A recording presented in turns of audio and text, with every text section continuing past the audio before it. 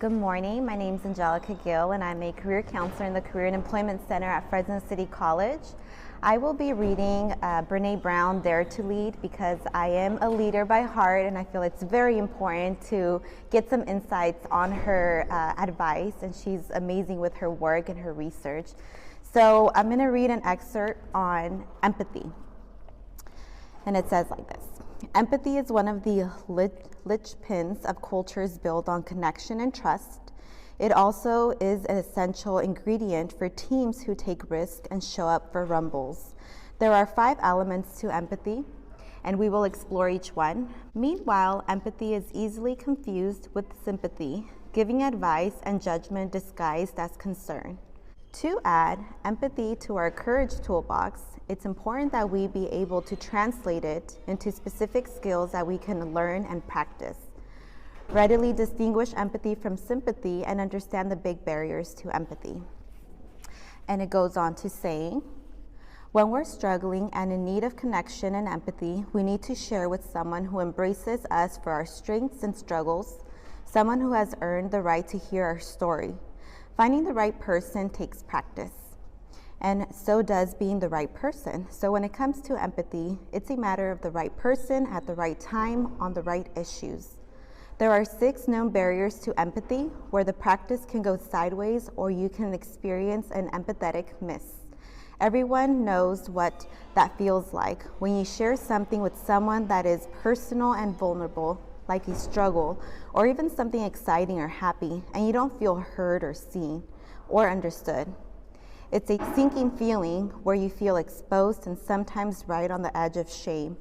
The clinical term for that is empathetic failure. I prefer the term empathetic miss because it's not quite as shamey.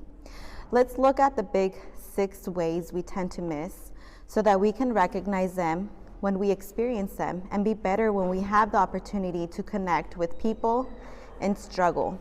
And I'm going to read the first myth of empathy, which is sympathy versus empathy. Want to know what would have made me feel alone and worse at the airport? Sympathy. If Susan had said, "I'm so sorry, you poor thing," or "I can't imagine how hard this must be for you," she didn't feel bad for me, she felt pain with me. Empathy is feeling with people. Sympathy is feeling for them. Empathy feels connection. Sympathy drives disconnection. I always think of empathy as this sacred place where someone is in a deep well and they shout out from the bottom, "It's dark and scary down here. I'm overwhelmed." We peer over the edge and say, "I see you." Then we climb down with the confidence and get back out. I know what it's like down there, and you're not alone. Of course, you don't climb down without a way out. Jumping into the hole with no way out is enmeshment. Jumping into struggle with someone while maintaining clear lines about the belongs to whom it's empathy. Sympathy, on the other hand, is looking over the edge of that hole and saying, "Oh, it's bad. That looks terrible. So sorry." And you keep walking. There is a fun animated short of this difference between empathy and sympathy that the Royal Society for the Encouragement of Arts, Manufactures and Commerce developed from a short snippet of a lecture I gave in London on empathy. It's illustrated and animated by the talented Katie Davis, and you can find that in brenebrown.com/videos. So the most powerful words when someone's in struggle are "me too." So powerful, in fact, that Tarana Burke started one of the most important movements of our time, the Me Too movement, with these 2 words backing them up with action. The movement addresses the widespread prevalence of sexual harassment and assault, especially in the workplace, and is a great example of how empathy builds courage and can facilitate deep change. Me Too says, "I may not have had the exact experience as you, but I know this struggle and you are not alone." Sympathy says, "Wow, how bad, I feel so sorry for you. I don't know or understand what your experience is like. I'll grant you that it looks pretty bad and I don't want to know." Again, the difference between empathy and sympathy, feeling with and feeling for.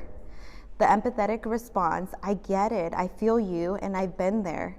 The sympathetic response, "I feel so sorry for you." If you want to see a shame cyclone turn extra deadly, throw one of these at it. Oh, you poor thing. It's the equivalent of the Southern saying, oh, God bless your soul.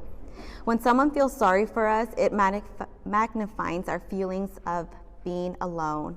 When someone feels with us, it magnifies our feeling of connection and normalcy. You can find this FCC ebook at the Fresno City College Library.